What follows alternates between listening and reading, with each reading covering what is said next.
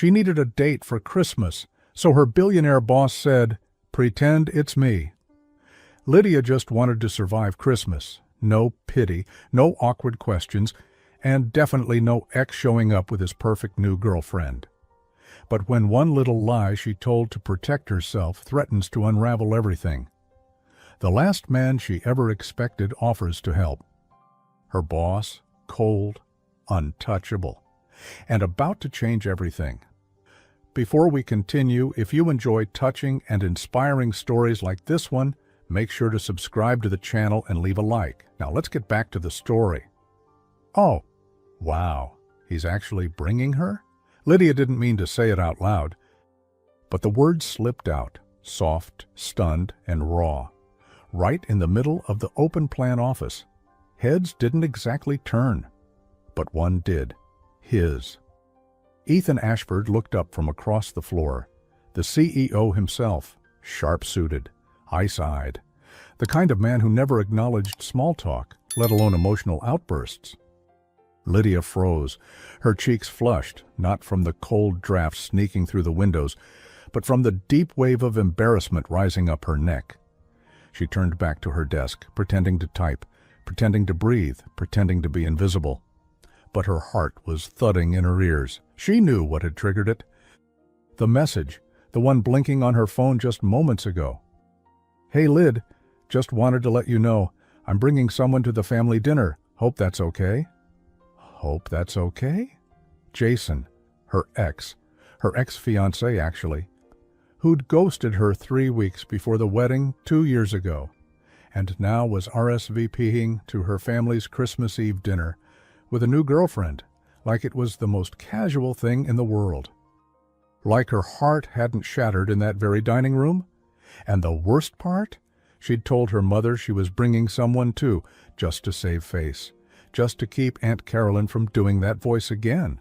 "Oh, sweetie, still single? But you're such a pretty girl." Lydia blinked back the sting in her eyes and turned her attention to her screen.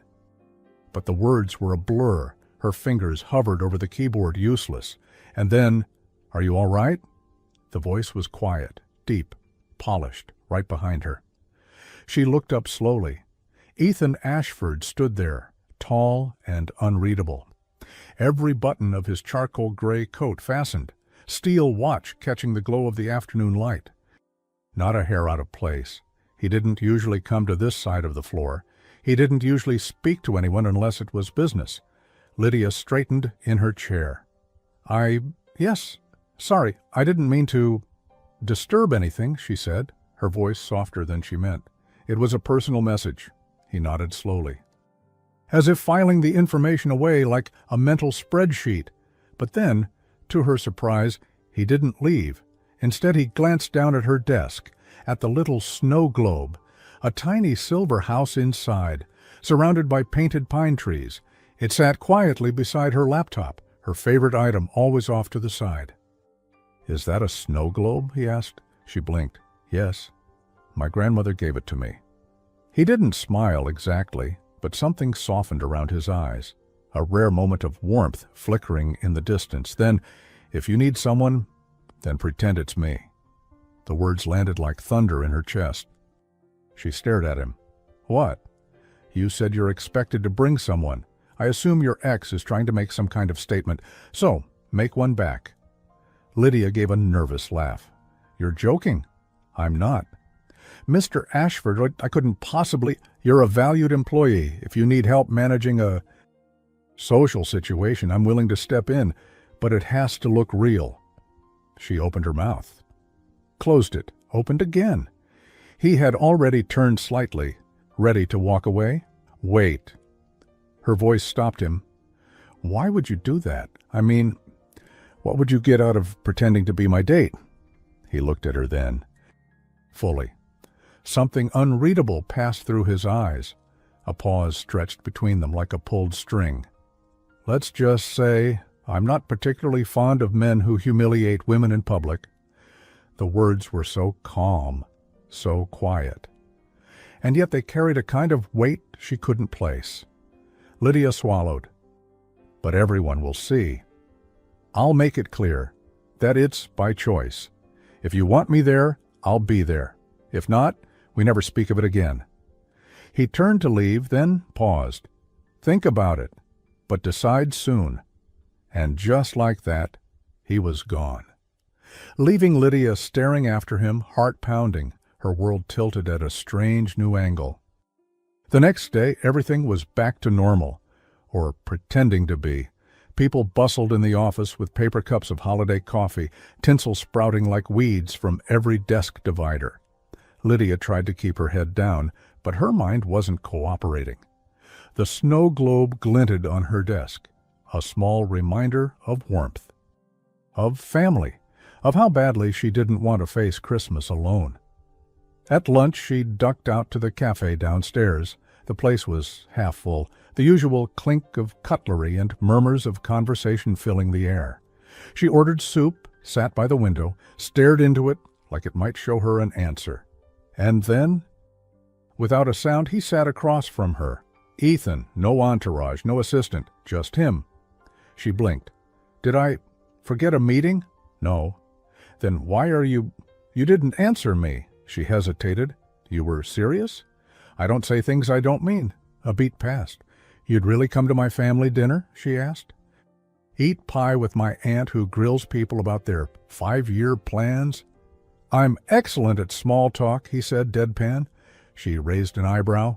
"You don't even do small talk?" "Then I suppose it'll be a Christmas miracle." And that made her laugh, quiet, surprised, like she hadn't expected him to be even a little bit funny. It slipped out before she could catch it, and for the first time in months, she didn't feel like crying when she thought about Christmas. She looked at him, really looked. Sharp suit, impossibly calm, and yet he'd shown up. For her. Lydia swallowed hard. "Okay." His eyes flicked up, waiting. "I'll take you up on the offer," she said. "But just for one night." He nodded once. "Then it's a deal." She couldn't believe this was happening, couldn't believe she was really going to bring her CEO as her date. And as she picked up her spoon, still stunned, still half numb, she whispered more to herself than to him, "This better not blow up in my face?" Ethan stirred his coffee, and without looking up, he said, "Then don't let it." The office buzzed louder than usual the next morning, not because anything had changed, but because everything had. Lydia wasn't the type people gossiped about. She kept to herself. She worked hard, smiled when spoken to, but never stepped out of line. Never gave anyone a reason to look twice, until now. It started small, a glance here, a lifted eyebrow there.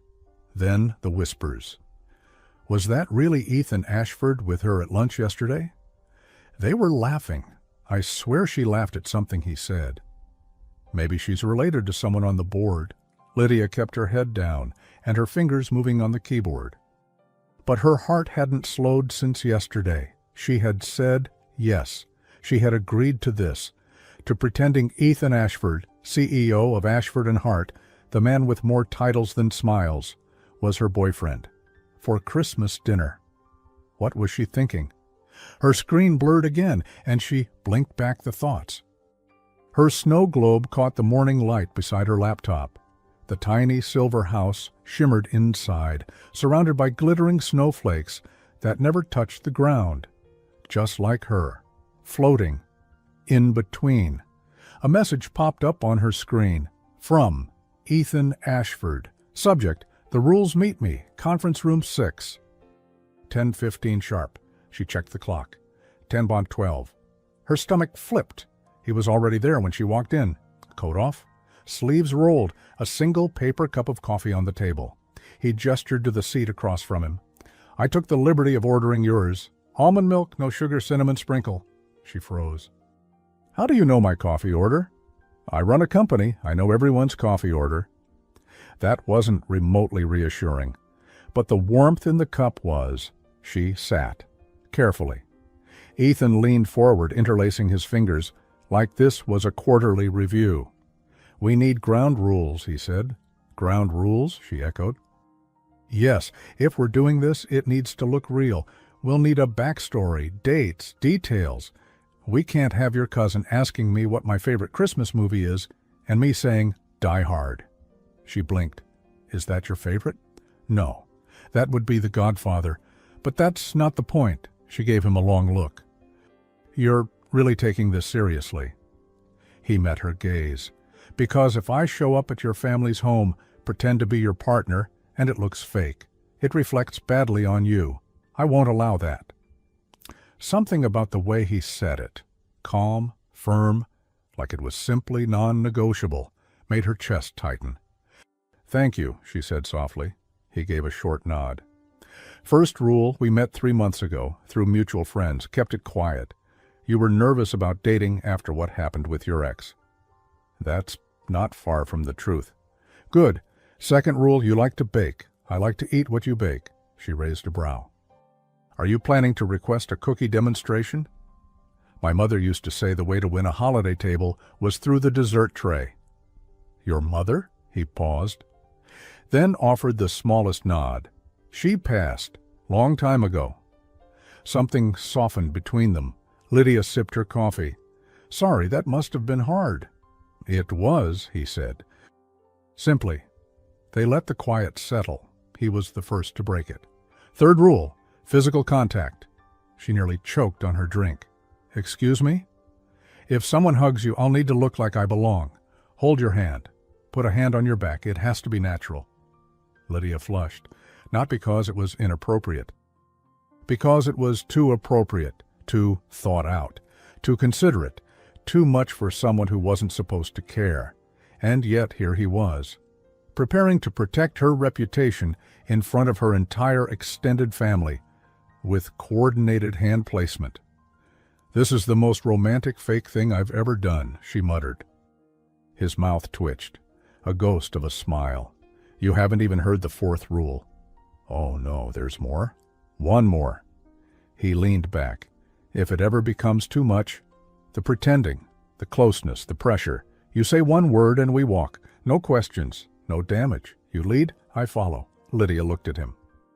The most powerful man in the building, offering her the power, the exit, just like that.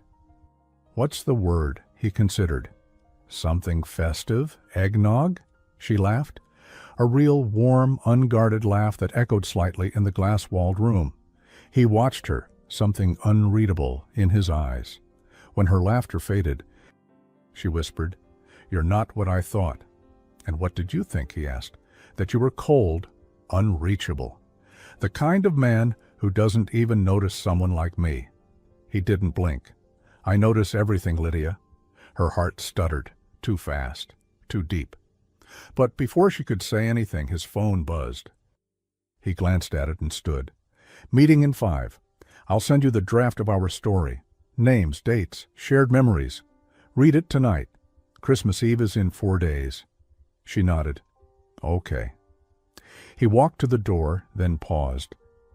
"I wasn't going to go anywhere this year," he said without looking back. "Was just going to work." "Alone." She tilted her head. "But now I'm not." Then he left, and Lydia sat there, clutching her warm cup of coffee, feeling the exact moment her life shifted on its axis, not because of the pretending, but because somehow the most untouchable man she knew had just admitted he was lonelier than anyone suspected. Lydia stood frozen in her tiny kitchen, phone to her ear, wooden spoon dangling in the air like a forgotten thought. "No, Mom, he's not just a co-worker. He's someone I've been seeing. Quietly." Silence. Then from the other end of the line came the sound she dreaded, her mother's breathy the kind that traveled down generations like an heirloom. "Well, that's surprising," her mom said, voice tight with curiosity, "because Aunt May saw you alone at church last month." Lydia sighed, switching off the stove. "Because we weren't ready then." Another pause. "And this boyfriend of yours." "What's his name again?" "Ethan." A beat. "Not Ethan Ashford?" She closed her eyes. Too late. Her mother gasped in that wonderfully theatrical way that mothers all over the world had mastered. "Lydia Marie Rowan?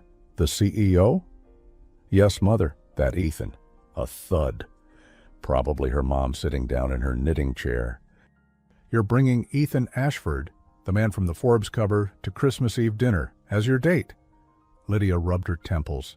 "Please don't post it on Facebook." Too late. She could feel the glittering storm forming in the family group chat. She tried to distract her. "How's Dad's sugar level?" "Don't change the subject." "Tell Grandma I'm bringing dessert." "You're bringing a billionaire." Click. Well, that could have gone worse. That night she made dinner. Something simple. Mushroom risotto with thyme and parmesan, one of the few recipes she could do with her eyes closed. She needed normal, warmth, a soft place to land. Then a knock at the door. He'd texted before knocking, like he always did. She almost forgot she'd texted him earlier. "Would you mind coming over for 30 minutes? I just need to run through the details before I get grilled alive by my entire family." She opened the door to find Ethan standing there, not in a suit, but in a charcoal knit sweater, black coat open, deep blue scarf loosely wrapped, the one she'd never seen before. His eyes flicked to hers. "You smell like rosemary and existential dread." She huffed a laugh and stepped aside. "Come in."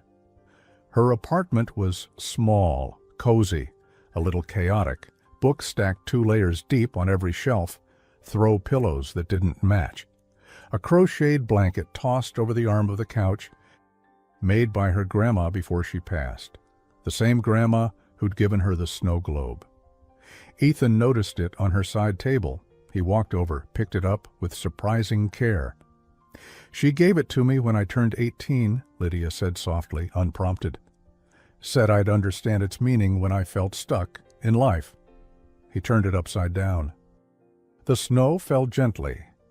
"And do you?" he asked. She gave a crooked smile. "Every day." He set it down gently, then looked at the dining table. "You made dinner." "It's just risotto."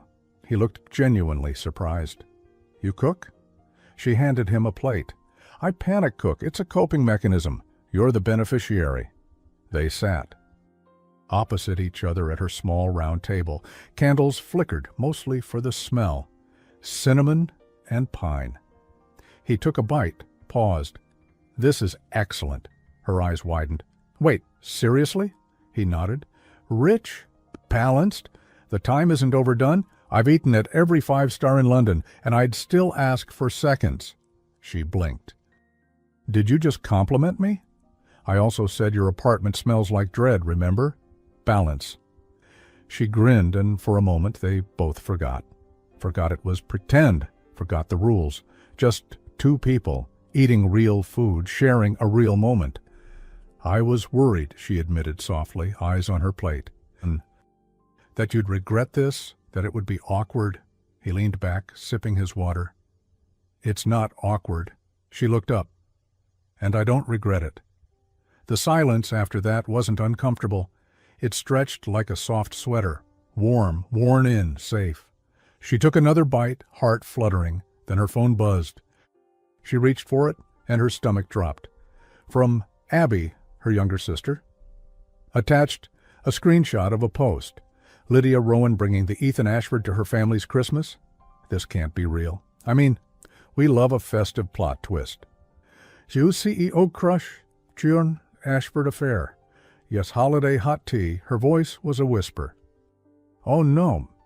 Ethan raised a brow. "What is it?" She turned the screen so he could see. He read it once, then again. And something flickered behind his eyes.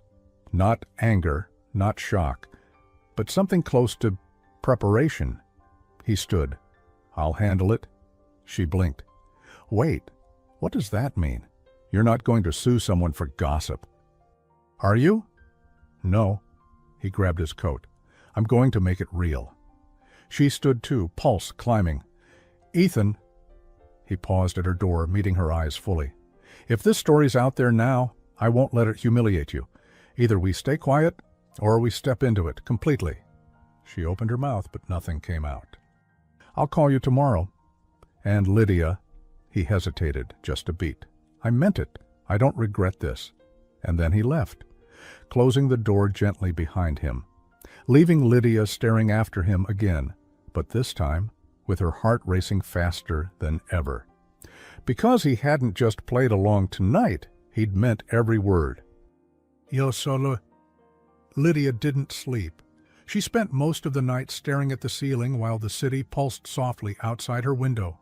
Shadows from passing cars danced across her walls, and the snow globe beside her bed glimmered every time her phone lit up with a new notification. The post had gone viral, not world-ending viral. But enough. A few hundred shares, some wide-eyed comments, and worst of all, a tag from her cousin Bella. Girl, explain now. Jackers CEO crush. She groaned into her pillow. This was not the plan. This was never the plan. She had wanted one quiet night, a little dignity, a seat at the table without being the girl who'd been left. Again. But now she was trending, not by name, but by implication, by proximity to him. And he said he'd handle it, whatever that meant. At 8:03 the next morning, a knock sounded on her apartment door. He'd texted before knocking, like he always did. Not her phone, not a text, a knock. She rushed to open it, heart in her throat. Ethan stood there, scarf pulled loose, hair dusted with snow. He held 2 paper cups of coffee. She blinked. You remembered mine again. I told you. I notice things.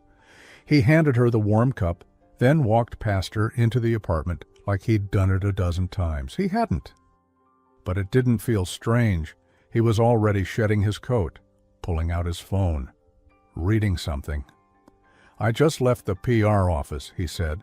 They drafted a statement. Her voice was a little dry. A statement? Yes. To make it clear we're not hiding, no interviews, no details, just quiet confirmation. He looked up. But I won't say a word unless you agree. Lydia stared at him. This man, who didn't even chat in elevators, was about to go on the record for her. Why are you doing this? She asked quietly. He didn't answer right away. Instead, he walked over to her bookshelf and picked up the snow globe again. Turned it over, watched the snow fall. You said this was about feeling stuck. She nodded slowly. I've felt that way for a long time, he admitted. Even with all of this, the success, the titles, I've been frozen. He set it down carefully. And then you walked into my office with cinnamon on your collar and eyes like you'd rather disappear than ask for help. She flushed. And suddenly, I didn't want to be frozen anymore. The room was quiet, the kind of quiet that wasn't empty, but full, charged. Lydia stepped forward, her fingers tightening around her cup. I never asked for you to fix anything. I'm not trying to fix you, he said, softer now.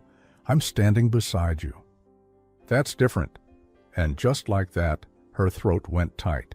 She'd spent so long holding herself up, through broken engagements, sideways glances, family pity. She didn't know what to do with someone who simply stood beside her.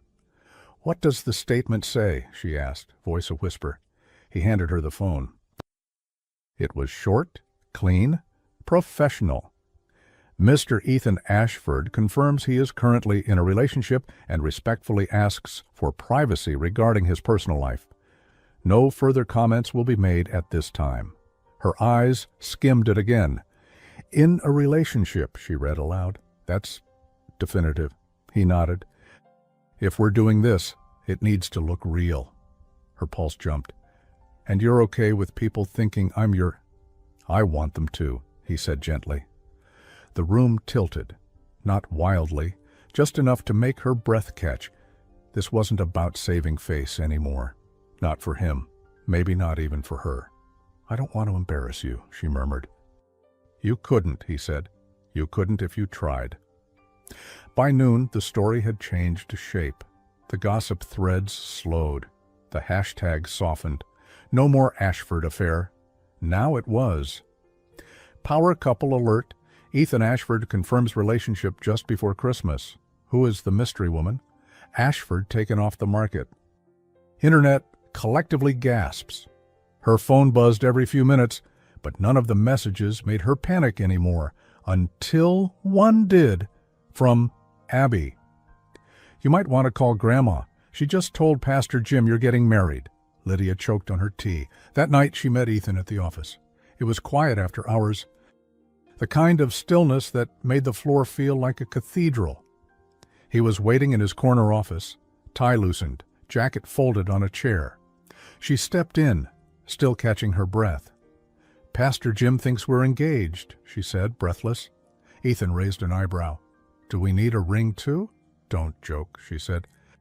But she was already laughing. He leaned back, smiled slightly. Come here, he said.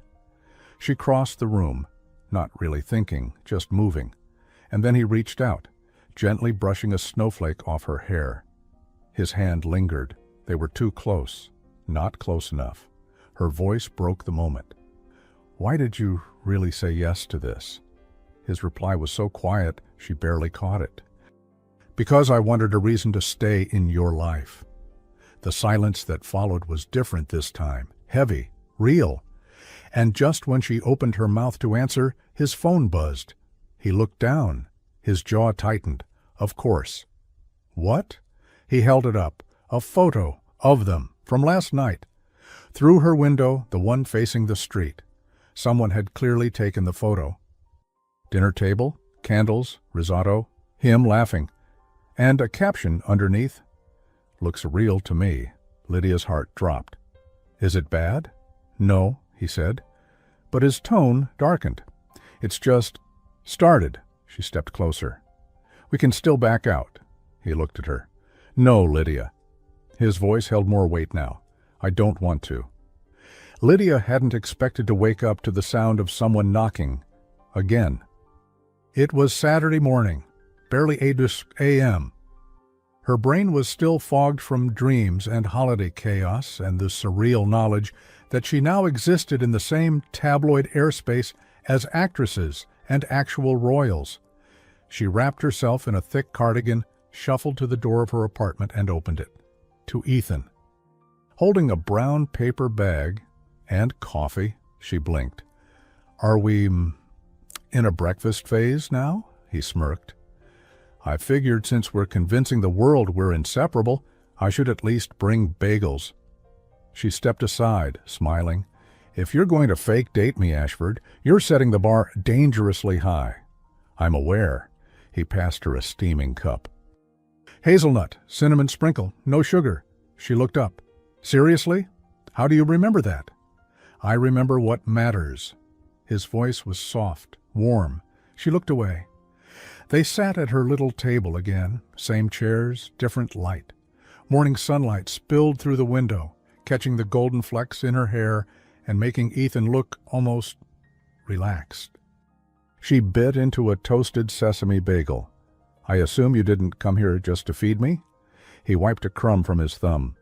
I have a car waiting downstairs. Thought we could go shopping. She frowned. Shopping? For Christmas Eve. She tilted her head. You don't think my sapphire dress is good enough? No. It's perfect, she blinked, but I thought we could pick something together. A gift. For your parents. Oh, she hesitated. You don't have to do that, it's just pretend, remember? He met her gaze. I know it started that way, he said, but your family's opening their home to me. I want to show respect. Something in her chest shifted. He wasn't playing anymore, not even a little, and it scared her just a bit how much that meant. They walked through a quiet boutique downtown later that morning, the kind with wooden floors, pine garlands in the window, and a silver bell that chimed softly when they entered.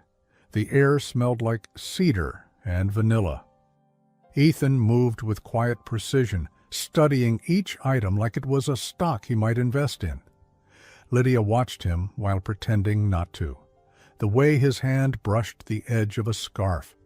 The way he paused by a delicate glass ornament, shaped like a house. He turned to her. What about this? He asked, holding it up. Reminds me of your snow globe. She smiled, surprised. You remembered that too? His answer was immediate. I remember you.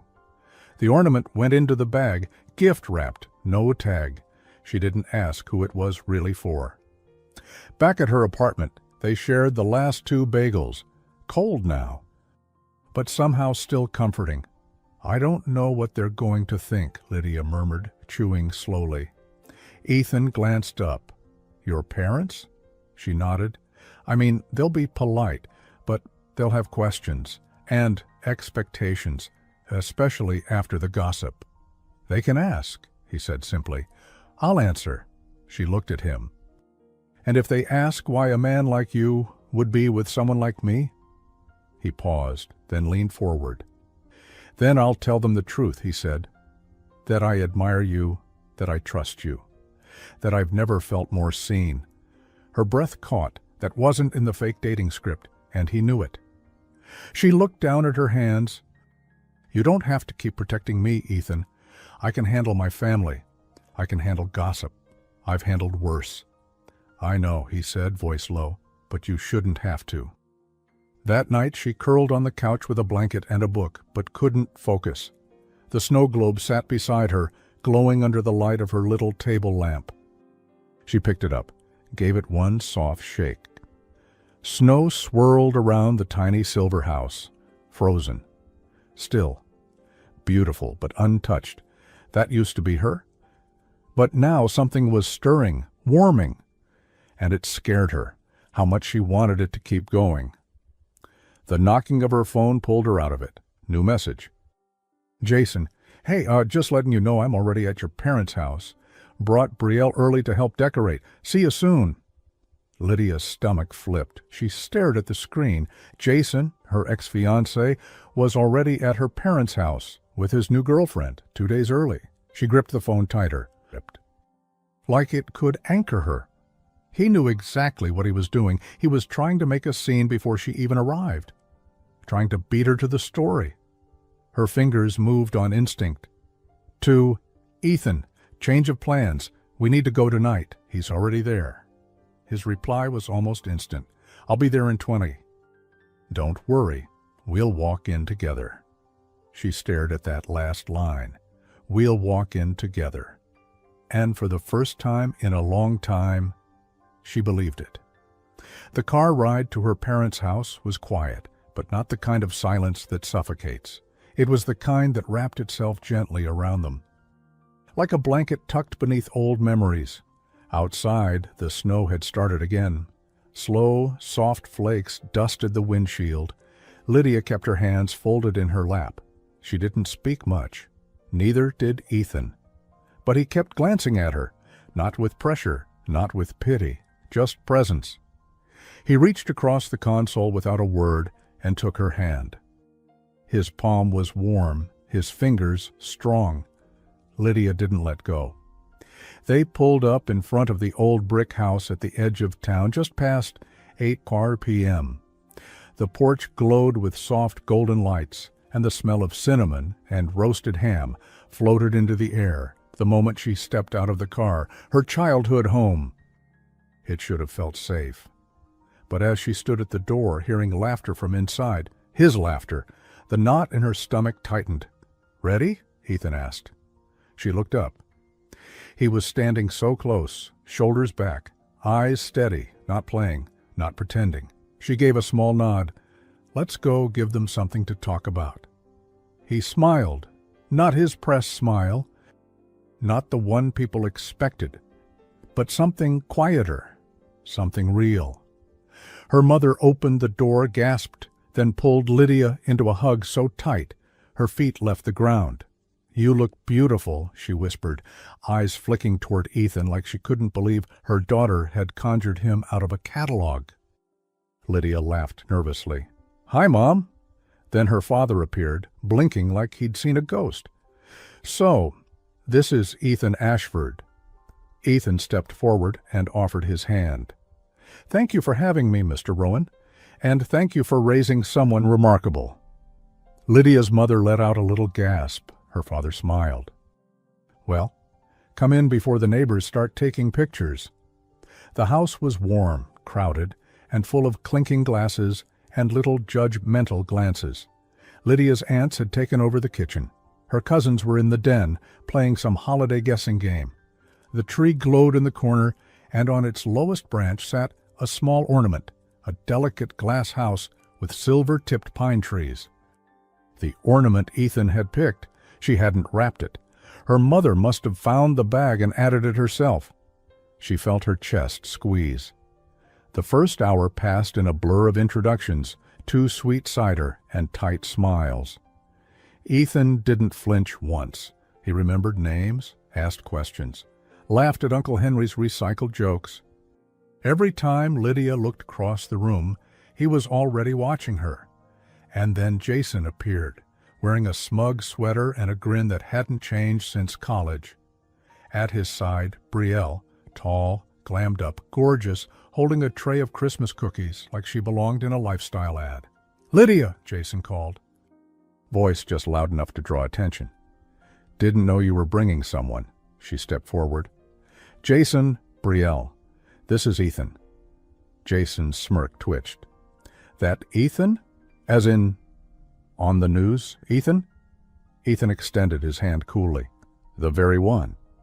Jason looked him up and down, then gave Lydia a slow smile. "Guess you finally figured out how to trade up." The room went uncomfortably still. Lydia's jaw tightened, but before she could speak, Ethan's hand brushed her back. "She didn't trade up," he said. "She just stopped settling." The silence cracked. A few awkward coughs, a faint oof from her younger cousin in the corner. Jason's smile stiffened.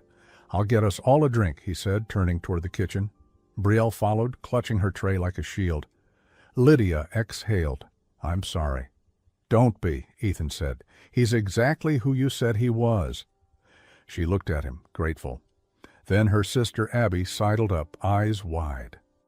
"I love him," she whispered. "You win Christmas." Lydia smiled faintly. "I wasn't trying to." "Well, you did. And Grandma thinks he looks like that man from the Hallmark Channel. You know, the one who always runs a bakery and wears the same coat?" They both laughed, quiet, relieved, but the relief didn't last. Not when Jason walked back in holding a wine glass and clinking it with a spoon. "Can I have everyone's attention?" he called. "Oh no," Lydia thought. "Don't you dare." "I just want to make a quick toast," Jason said, his arm casually around Brielle's waist. "To love and new beginnings and getting it right the second time." Several heads turned toward Lydia. Jason smiled directly at her. "And to the ones who never gave up, even after a few failed engagements." The room tensed. Lydia's stomach turned. But before she could say a word, Ethan stepped forward, took a glass, and said calmly, "To the ones who learn from heartbreak, stand taller after loss, and never settle for less than they deserve." He turned slightly, met Lydia's eyes. "And to the woman who taught me all of that, cheers."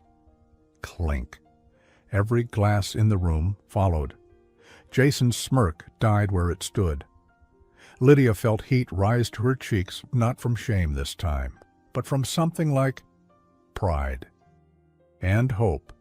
But even as people started moving again, laughing, drinking, clapping, her heart was pounding, because if this was pretend, it was getting too close.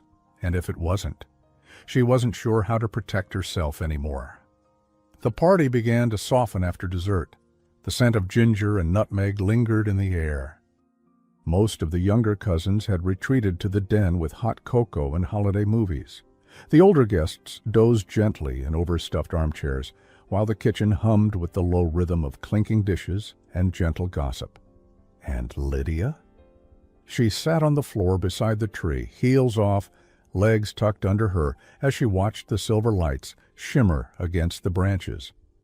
Her sapphire dress, the one her mother said made her look like a winter princess, pooled softly around her.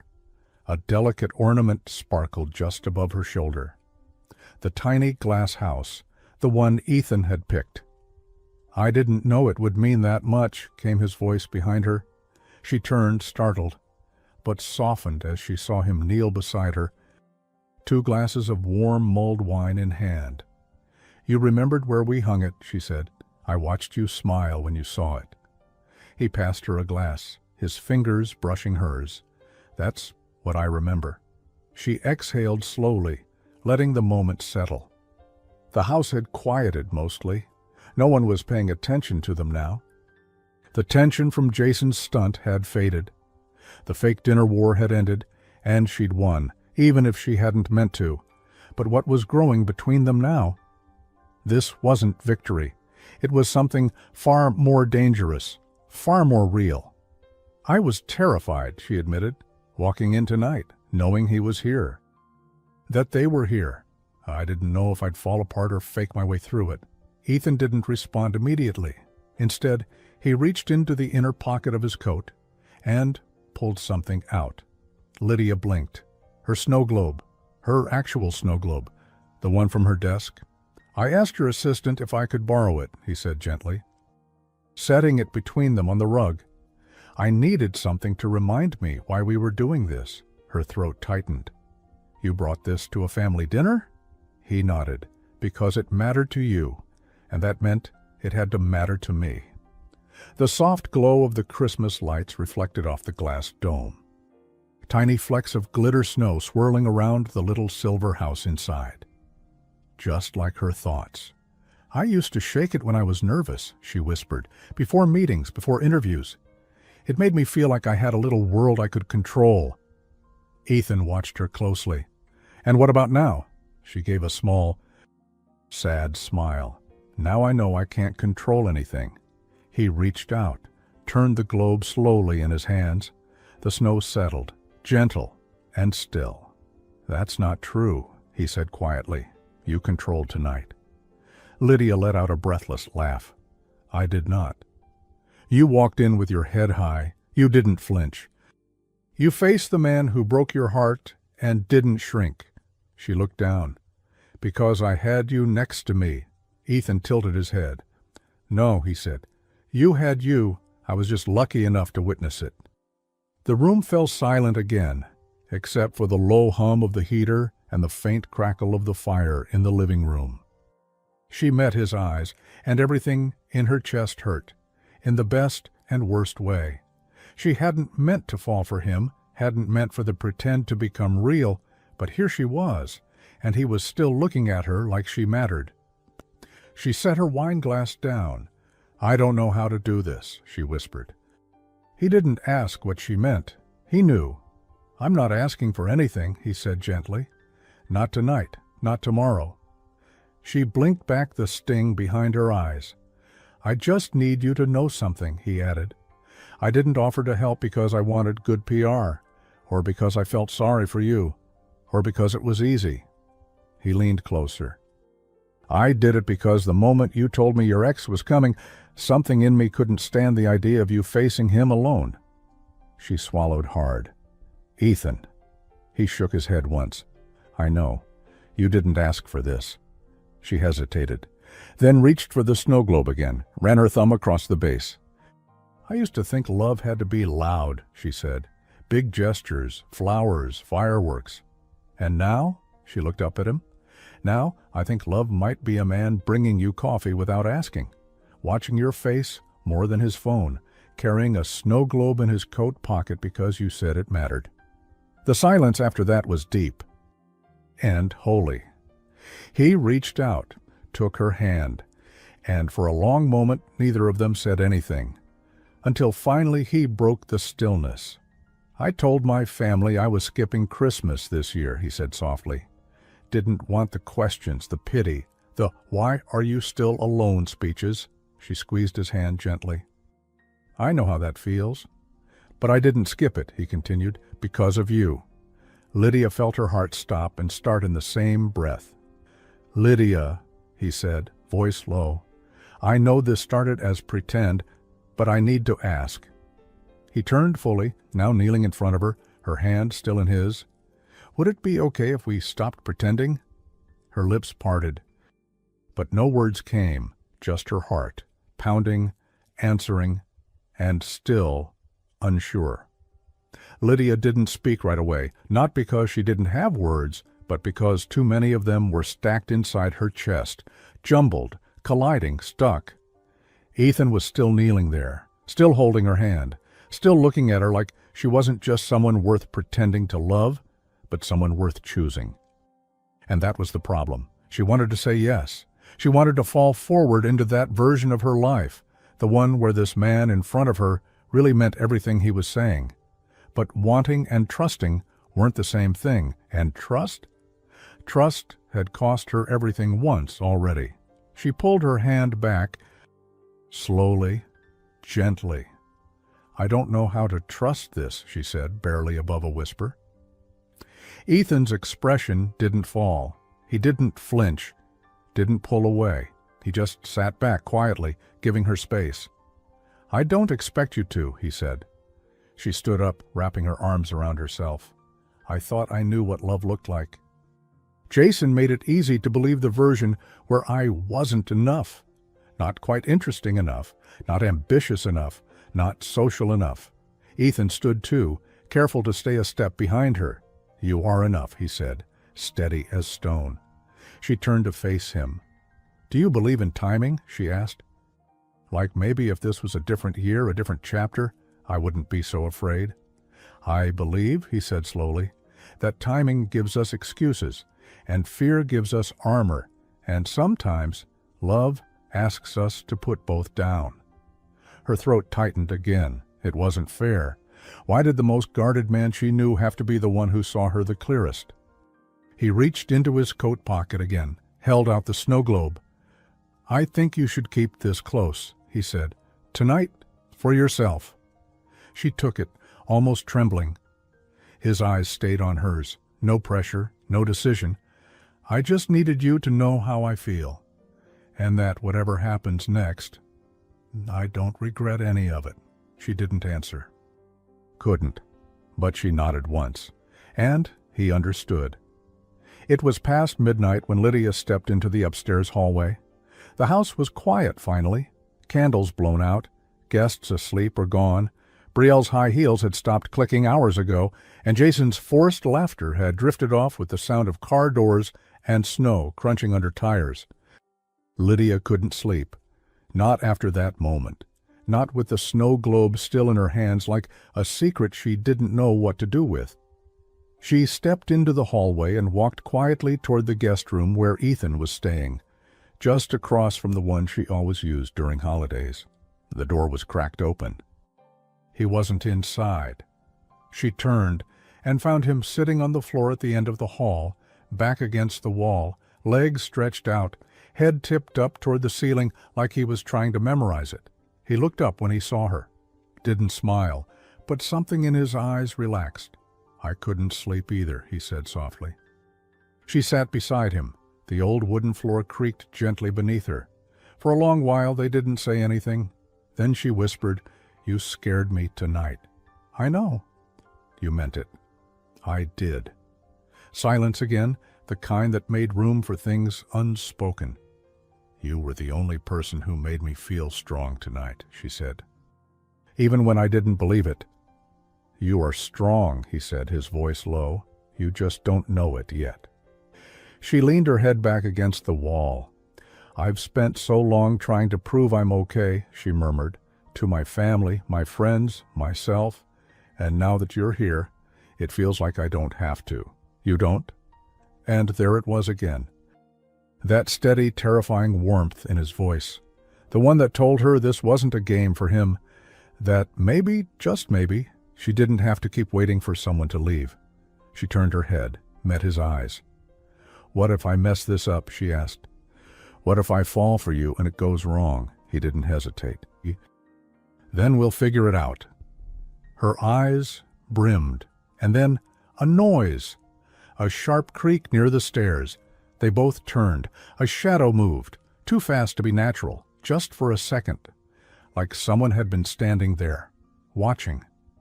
Jason had gone upstairs to get his coat and heard enough. She stood slowly, suddenly alert. "Did you see?" But Ethan was already on his feet.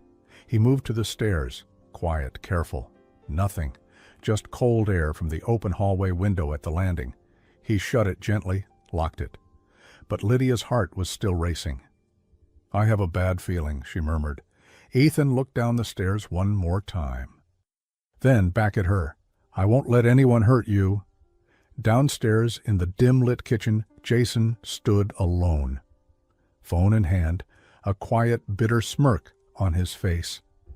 He wasn't wrong. He had heard something. Enough. More than enough. And if Lydia thought she could win Christmas, he'd just found the perfect way to ruin it. Oddhort, the morning after Christmas Eve was always the quietest part of the holiday. That strange in-between where half the house was asleep and the other half shuffled around in slippers, waiting for coffee and cinnamon rolls. Lydia had woken early, hoping to find a moment alone, but when she padded into the kitchen, barefoot and wrapped in one of her dad's oversized sweaters, Ethan was already there. He stood at the stove making scrambled eggs like he'd done it 100 times. The sleeves of his navy pullover were pushed up to his elbows, and for once he looked settled, at home. Lydia leaned on the doorframe and watched him for a moment before saying softly, "You're doing it wrong." He didn't even look up. "You like them soft, slow-cooked, and ruined with too much chive." She raised an eyebrow. "I don't ruin them. You drown them in herbs. I season them." He finally looked at her then, a slow smile pulling at the corners of his mouth. "I made both," he said, gesturing to 2 pans. "Yours is ruined. Mine's respectable." She laughed, really laughed. The kind of laugh that came from below the surface, the kind that hadn't had air in a long time. He turned off the burners, plated the eggs, and slid a warm mug across the counter toward her. Hazelnut. Cinnamon, no sugar. "Do you do this for every woman you fake date?" she asked, sitting at the breakfast bar. "No," he said without hesitation. "I've never done this before." That changed the air between them. Again. He sat beside her. "I thought it should be here," he said quietly. "Between us." She stared at the tiny house, swirling in gentle white. "Feels like everything's between us," she said. His eyes met hers. "I'm ready when you are." And just like that, it was her move. She set down her coffee, looked at him long and hard. "I think I want to—" The door to the kitchen opened. Lydia flinched. Jason, fully dressed, perfectly timed, smiling like a man who knew exactly what he was about to do. "Sorry to interrupt," he said. "Well, not really." Ethan stood. The shift in him was subtle but immediate. Protective, ready. Jason held up his phone and tilted it toward Lydia. "You might want to see this." She hesitated. "What is it?" "It's about your boyfriend," Jason said. "I just thought you should know before you go making things public." "You know, it's real." Lydia frowned, stepping forward. "Jason, what are you—" "3 years ago," he cut in, Ethan's company cut a deal with a property developer to bulldoze 3 local bookstores in upstate New York. One of them was a historic landmark. "The man who ran it?" "My uncle." Lydia blinked. Ethan didn't move. Jason continued, scrolling through his phone. "I've got articles, internal memos. The press buried it fast, but it happened.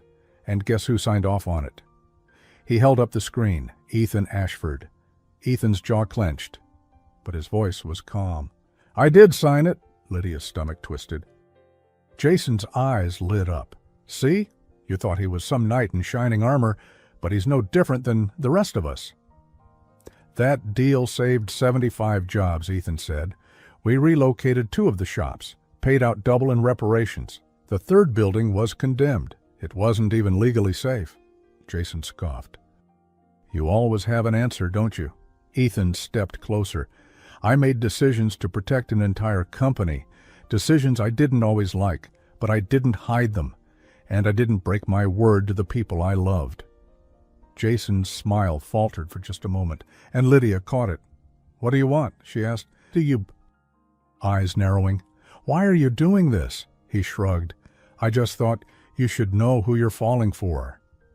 The room went still. Lydia's heart pounded. Ethan didn't defend himself further. He just looked at her, eyes steady, waiting. And in that moment, she saw the difference. Jason came back to undo her. Ethan had only ever stood beside her. She turned slowly. "Jason," she said, voice like ice, "when you left me 2 years ago, you said I wasn't ambitious enough for your future, that I'd hold you back. He blinked. I didn't. You did. You said it right in this kitchen over leftover pie. And you know what I did the next morning? He stayed silent. I got up. I went to work. I started over, alone. She stepped closer, voice rising. And this man, the one you're trying to ruin, is the only person who's made me feel like I didn't have to be ashamed of that. Jason's mouth opened, then closed. Ethan touched her arm, not to stop her, just to remind her he was still there. Jason shook his head. Whatever. Don't come crying to me when he does the same thing. I won't, Lydia said firm, because he won't. And then she took Ethan's hand, held it, in front of everyone, even herself. Later that afternoon, the house had grown quiet in the way only a home does after all the guests are gone. Leftovers sat sealed and cooling on the stove. Chairs were stacked. The scent of cinnamon rolls still lingered in the air like a whisper of something sweet and finished. Lydia stood in the upstairs hallway with bare feet on the wooden floor, one hand resting lightly on the railing. The snow globe sat in her other hand, not for comfort now, but for thought. She turned it once, slowly. The snow inside swirled, like it always did. But something felt different. She no longer needed it to steady her. She just wanted to remember. She heard his voice before she saw him. Soft laughter, a thank you to her mother, as he helped bring the extra folding chairs down to the basement. It struck her then how quietly he moved through spaces. No need for attention, no effort to impress. And yet, he filled the room. She came down the stairs just as he finished folding a tartan blanket on the couch. He turned, saw her, and smiled. Not the practiced, press-polished smile she'd seen in headlines and office hallways. This one was just for her. Your mom said you disappeared, he said gently. I needed a minute. She also said I've officially been adopted into the family, and that your Aunt May is convinced I used to be on a Hallmark Christmas special. Lydia grinned. She says that about any man who wears a scarf. Ethan leaned in. Should I stop? Absolutely not, they both laughed. The kind of easy, shoulder-loosening laughter that comes after the storm has passed. The kind that means, maybe, just maybe, they were going to be okay. Want to go for a walk? She asked. There's a trail down the street. It's quiet. Always helps me think. He nodded once. Lead the way. The air outside was fresh and sharp, the kind of cold that bit at your cheeks and made your breath come out in clouds. Snow flurries were falling again, gentle and silent, clinging to branches and rooftops in soft, white layers. Lydia tugged her coat closer around her as they walked side by side down the winding neighborhood path. The trees looked like they'd been dipped in sugar. Everything was still. I used to come here after Jason left, she said after a while. I'd walk until I couldn't feel my feet, just so I wouldn't feel the rest of me either. Ethan didn't interrupt, just listened, present, patient. I thought if I just kept moving, eventually I'd outrun the feeling that something was wrong with me, that I wasn't enough. His voice came low and steady. You were never the problem. I know that now, she whispered, but for a long time I let that lie live inside me. She stopped walking, turned to face him. I was afraid you were just a new version of the same old story. He looked at her. Unwavering. I understand. I didn't trust you. I know. She took a breath. It came out shaky, but sure. But I do now. His eyes softened, like winter clouds before the sun breaks through. Lydia? She stepped closer, her boots crunching in the snow. I'm still scared, she admitted, still figuring out how to believe in something good. You don't have to have it all figured out. She searched his face. Saw the quiet strength there, the kindness, the truth. I think I want to try, she whispered, if you still want me. He didn't answer with words. Instead, he reached for her, slow, sure, and pulled her gently into his arms, and kissed her.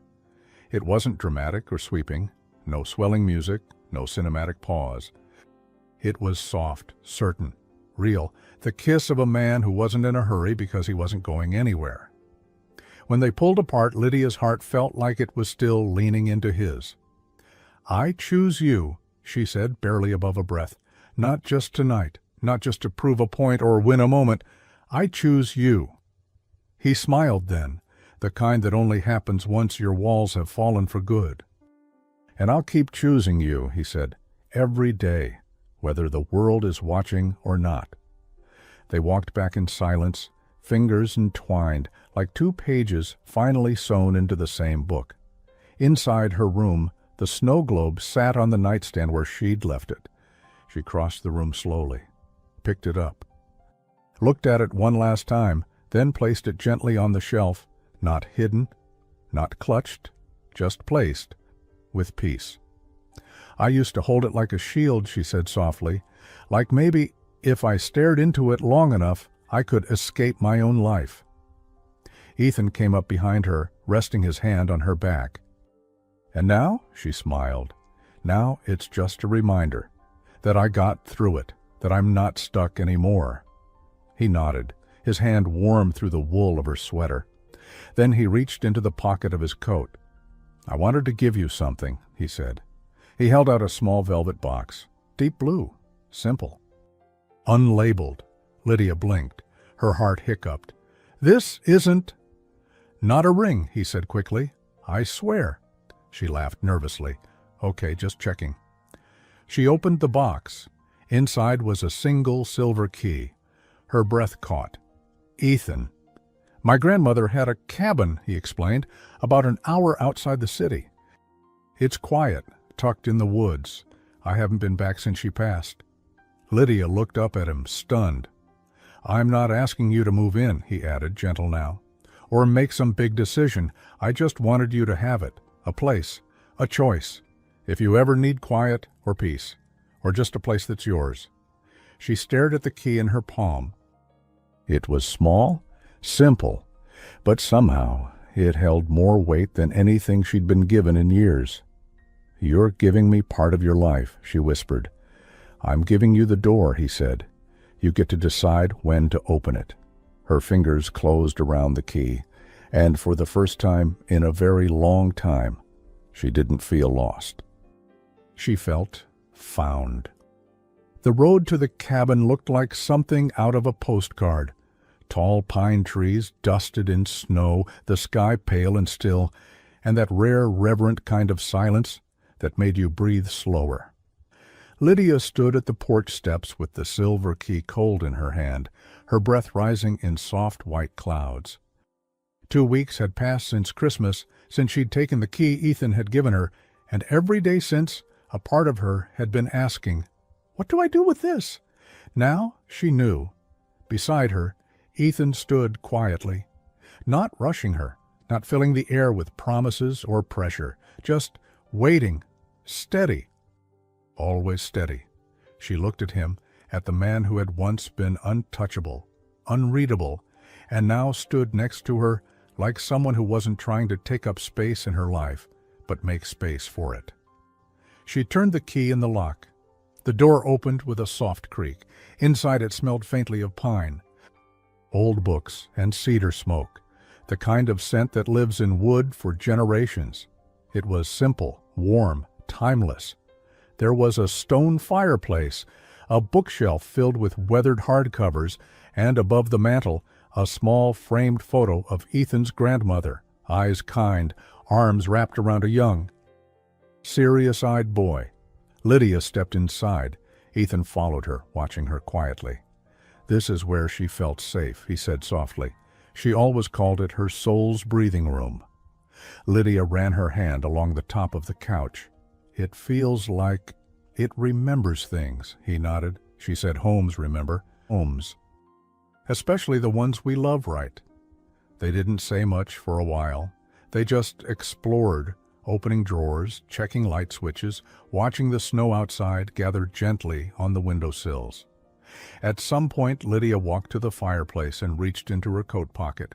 She pulled out the snow globe. Ethan looked up. "I thought you'd left it behind," he said. "I did," she said gently. "But I brought it today for a reason." She turned it once. The flakes inside swirled, soft and slow, around the little silver house. "For a long time," she said, "this made me feel protected, like I could keep my heart frozen and safe inside it. But now," she looked up at him, "now I don't need it to protect me. I just want it to remember who I used to be and how far I've come." She set it gently on the mantel, right next to the photo of Ethan's grandmother. Ethan came to stand beside her. "She would have loved you," Lydia smiled. "Then I think she built this place for both of us." He exhaled slowly, then reached into the inner pocket of his coat and pulled out something small, a snow globe, the same one. But this time, there was something inside it. Lydia blinked, confused, as he turned it slowly in his hands. There, nestled in the snowy base of the tiny silver village, was a simple gold ring. Her breath caught. "You—" He looked down at the globe. "She gave me this when I was 16, he said quietly. "Told me to give it to the woman who reminded me that home isn't a place, it's a person." He turned the globe back to face her. "I didn't think I'd ever give it to anyone, until you walked into my life with cinnamon on your coat and your heart still healing. And somehow, you saw through me like no one else ever did." She stared at him, her eyes already filling. "Lydia," he said softly, "I know you've been hurt. I know trust takes time. I'm not asking you to say yes to a perfect life.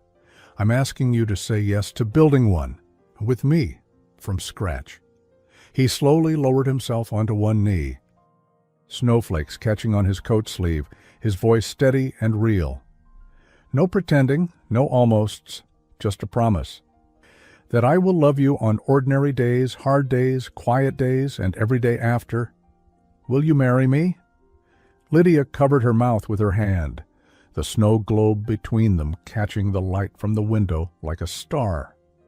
She couldn't speak at first, not because she was unsure, but because she was sure. Finally, she knelt with him. "Yes," she whispered, "yes, not because it's safe, not because it's expected, but because it's you." He took the ring from inside the globe. It fit perfectly on her hand.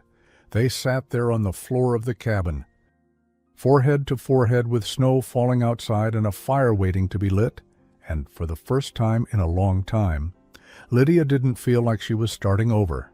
She felt like she was starting right. 1 month later, the city moved fast again. Work had returned, headlines had shifted, and Valentine's Day had snuck into the stores. But for Lydia Rowan, everything felt different.